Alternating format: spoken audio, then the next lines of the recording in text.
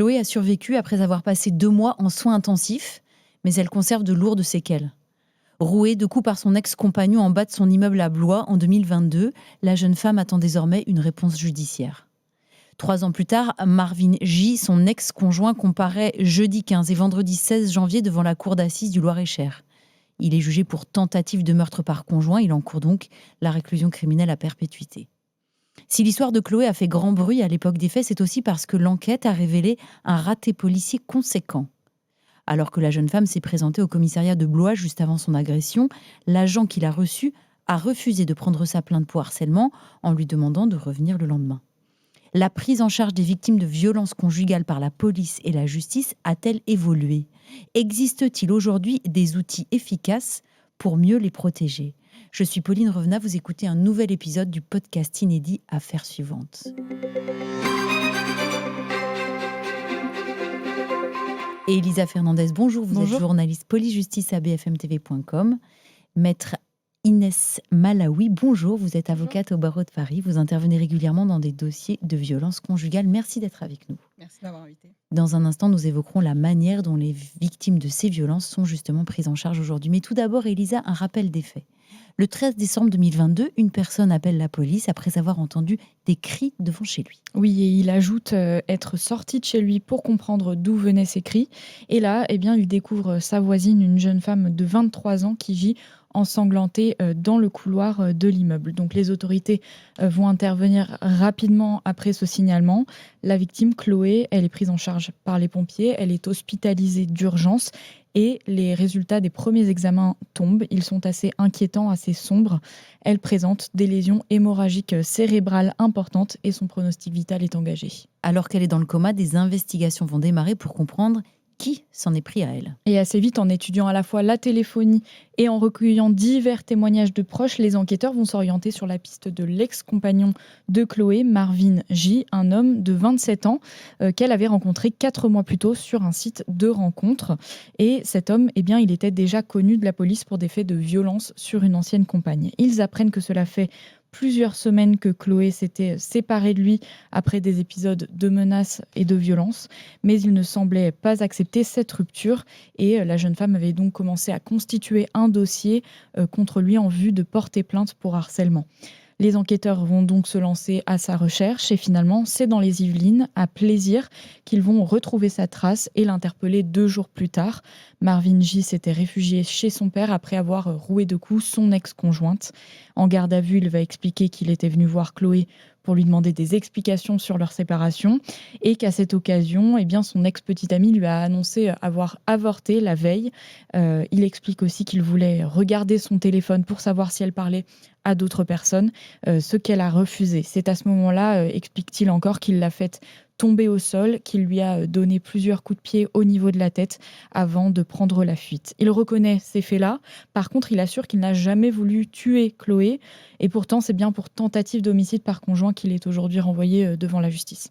Cette affaire, on s'en souvient, avait beaucoup fait parler Elisa. Et c'est aussi parce que l'on découvre qu'il y a eu des ratés du côté de la police. Oui, en reconstituant l'emploi du temps de Chloé et toujours en rassemblant divers témoignages, les enquêteurs se sont rendus compte que Marvin J. était venu la voir une première fois dans la journée et qu'une première altercation avait éclaté entre eux sous les yeux de policiers municipaux. Donc à ce moment-là, les agents assistent à cette dispute. Chloé, elle va leur expliquer que son ex-compagnon la harcèle, mais eux disent qu'ils ne peuvent pas intervenir parce qu'ils n'ont pas constaté de coups, de violence, et donc ils lui indiquent qu'elle doit aller porter plainte dans un commissariat. Alors, Maître Inès Malaoui, bonjour à nouveau, vous qui intervenez dans ce type de dossier de violence conjugale. Est-ce que vous pouvez nous expliquer un peu quelles sont les différences entre la police nationale et la police municipale et quels sont surtout leurs champs d'intervention? Parce que dans le cas précis de Chloé qu'on évoque, est-ce que les policiers municipaux auraient pu faire quelque chose? Alors oui, en fait, il y a quand même une différence qu'il faut noter. La police municipale, elle est elle est placée sous la direction du maire. Donc c'est plutôt une police administrative, c'est-à-dire que son but, sa mission, ça va être vraiment de protéger la ville. Elle peut intervenir sur le terrain si par exemple, alors on a souvent des agents ASVP qui se baladent des fois dans les villes, que ce soit équestre ou pas. Ils se baladent, ils vérifient si tout se passe bien. Et puis on a de l'autre côté la police nationale qui elle est placée sous la direction du parquet, donc le ministère public. Et et eux qui généralement quand même restent dans leur bureau et peuvent enquêter. Ils ont ce pouvoir d'enquête que les policiers, ou en tout cas les agents de police municipale, n'ont pas.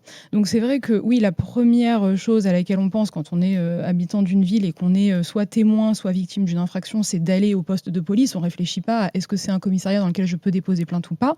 Et c'est pas forcément ce qu'on demande, mais par contre, on s'attend à ce que ces agents-là, qu'ils soient agents de police municipale ou agents de police nationale, que ces personnes-là nous orientent.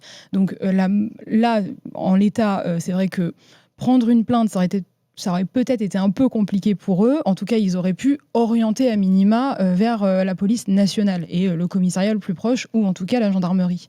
Ce qu'ils auraient pu faire aussi, c'est faire un signalement. Ça, c'est aussi quelque chose qu'ils peuvent faire en tant qu'APJ, agent de police judiciaire. Et là, en tout cas, en apparence, ils ne l'ont pas fait et ils l'ont plutôt orienté soit vers le 17, soit vers le commissariat. Et c'est souvent ce qui arrive dans les dossiers qu'on a malheureusement, et c'est catastrophique aujourd'hui. Alors Elisa, on l'a dit, Chloé s'est donc rendue elle-même au commissariat de Blois vers 17h. Oui, et donc elle vient dénoncer le harcèlement dont elle fait l'objet de la part de son ex-petite amie. Mais tout ne va pas se dérouler comme prévu puisque le fonctionnaire qui la reçoit refuse de prendre sa plainte. Du moins, il lui demande de revenir le lendemain avec un dossier complet, avec un maximum de preuves. La jeune femme va donc repartir sans avoir porté plainte.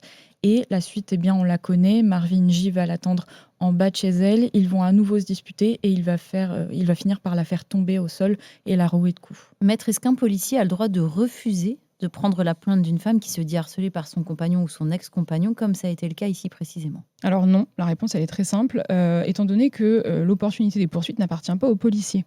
Les policiers essayent de faire des filtres parce que c'est la politique nationale, c'est la politique, on va dire, juridique, de politique pénale du pays, d'essayer de faire des filtres pour justement essayer d'avoir le moins de plaintes possible, ou en tout cas le moins de plaintes inutiles possible. Le problème, c'est que forcément, on a affaire à ce genre de faits où les policiers vont faire des filtres alors qu'ils n'ont pas à le faire, et ils vont passer à côté de faits extrêmement graves qui peuvent être dénoncés et qui peuvent, pour le coup, faire l'objet de poursuites. La plupart du temps, c'est ce qui arrive dans le cadre de violences conjugales, parce que soit les violences ne sont pas arrivées, mais ça constitue quand même des menaces, ça constitue quand même d'autres infractions, des menaces du harcèlement, des appels malveillants, du chantage, enfin bref. Et pour eux, ce n'est pas suffisant ou ce n'est pas suffisamment grave, donc ils disent revenez. Et alors le plus dramatique, c'est quand ils vous disent revenez ou appelez-nous quand il se passe quelque chose. Ça veut dire en gros dire à la victime attendez qu'on vous frappe, attendez qu'il se passe quelque chose de grave, possiblement attendez peut-être d'être en état de danger grave, et puis peut-être dans ces cas-là, si vous avez cette force-là, appelez-nous. Et ça, encore une fois, c'est dramatique.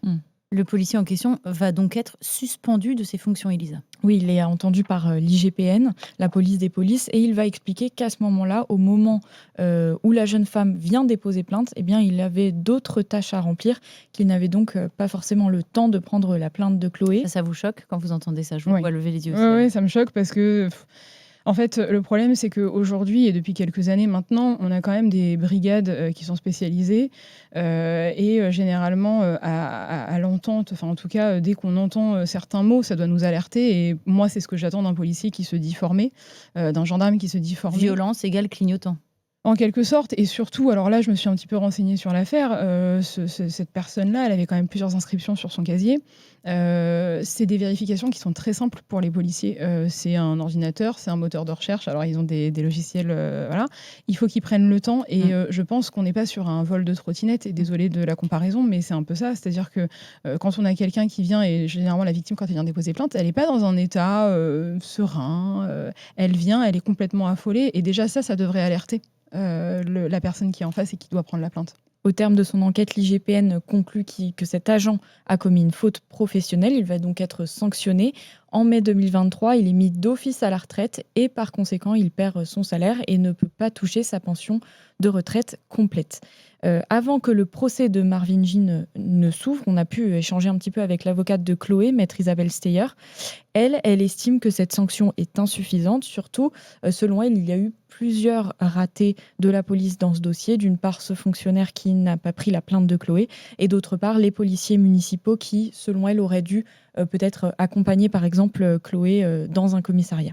Aujourd'hui, plus de 3 ans après les faits, Chloé garde de lourdes séquelles. Oui, selon l'avocate, elle a passé 2 mois au total en soins intensifs et lorsqu'elle a repris connaissance, elle avait oublié partiellement les faits. Elle n'avait pas pu être immédiatement entendue par les enquêteurs à cause de cette amnésie. Aujourd'hui, elle a perdu l'usage de son œil droit. Elle conserve de nombreuses lésions cérébrales. Elle a aussi de lourds traumatismes. Elle peut être très vite fatiguée, par exemple, très angoissée. Elle a peur de tout, nous dit son avocate. Quant à l'avocat de l'accusé, maître Stéphane Rapin, il nous indique que son client maintient qu'il n'a pas souhaité tuer Chloé. Il conteste donc l'intention d'homicide et il craint que cette intention d'homicide-là soit retenue contre son client et qu'il ne soit condamné, je cite, pour l'exemple, parce que cette affaire a été très médiatisée. Et je le rappelle, il encourt donc la réclusion criminelle à perpétuité. Merci beaucoup Elisa pour ces explications. Maître Malawi, je rappelle que vous êtes avocate au barreau de Paris et que vous intervenez justement souvent sur ces dossiers de violence conjugale. Merci d'être avec nous. On a vu dans ce dossier qu'il y avait un problème de prise en charge de Chloé alors qu'elle venait dénoncer du harcèlement. C'était il y a 3 ans. Est-ce que vous avez le sentiment, en dézoomant un peu, que l'accompagnement des victimes de violences conjugales a un peu évolué aujourd'hui ? Oui, quand même. Je pense qu'il y a quand même des petites choses qu'on peut noter. Alors, ça reste minime dans certaines villes. Dans d'autres, on voit un accompagnement quand même qui est plus poussé, une formation qui est plus poussée. Il y a encore des situations qui sont complètement lunaires, qui peuvent être vécues par mes confrères, par moi-même, par des victimes. Récemment encore, dans un dossier, j'ai dû justement appeler un policier pour le forcer à prendre la plainte. Parce que la victime, en fait, tentait de déposer plainte, il refusait, sauf que là, on avait vraiment des menaces, on avait quelqu'un qui arrivait, hein, on avait un danger qui était imminent. On a des situations voilà, qui sont encore... voilà, on essaie Précaire. Ouais, et puis Fragile. on essaye de prendre du recul, on essaye de comprendre un petit peu tout ce qu'il y a, hein, c'est-à-dire les complications, les difficultés que chacun rencontre. Mais en fait, dans ce genre de situation, et quand on a un état de danger, une situation de danger, des fois, on a juste envie de dire, bon, stop, en fait, là, le travail, il peut attendre 5 minutes, là, cette situation, elle peut attendre 5 minutes, et on peut peut-être prendre en charge la victime et essayer, en tout cas, de lui apporter l'aide nécessaire. Donc, moi, je remarque, par exemple, au niveau des plaintes, en tout cas au niveau du dépôt de plainte et de l'accompagnement des victimes, j'ai alors, on va dire, des commissariats de prédilection dans lesquels j'aime bien me rendre parce que je sais que cet accompagnement, il est vraiment important et il est vraiment suivi. Et la victime, elle est vraiment bien traitée, même s'il y a un classement. Après, un classement de la plainte, c'est pas grave. Au moins, au niveau du dépôt de plainte, c'est ça. On respecte la parole de la victime, on lui fait prendre son temps. On n'a pas des questions ou des propos qui sont inappropriés, qui sont déplacés. On lève pas les yeux au ciel quand la victime est en train de nous expliquer quelque chose. Tout ça, ça a une importance au moment du dépôt de plainte parce que il faut, et c'est comme la justice, il faut prouver à la victime que la justice est là pour elle. Et si ça se fait au niveau du dépôt de plainte, la justice, elle pourra avoir confiance. Enfin, la victime pourra avoir confiance en la justice. Oui, j'ai compris. Si à l'inverse, on a ce genre de problème, la victime, elle déposera plainte une fois, elle n'y arrivera peut-être pas, elle sera plutôt orientée vers une main courante et elle arrêtera. Et est-ce que après ce dépôt de plainte, par exemple, ou après une condamnation, il existe des outils pour protéger ces femmes-là, ces victimes-là Je pense par exemple au téléphone grave danger. Alors, le téléphone grave danger, déjà, même sans condamnation, même sans dépôt de plainte, il peut intervenir et il peut être donné à la victime.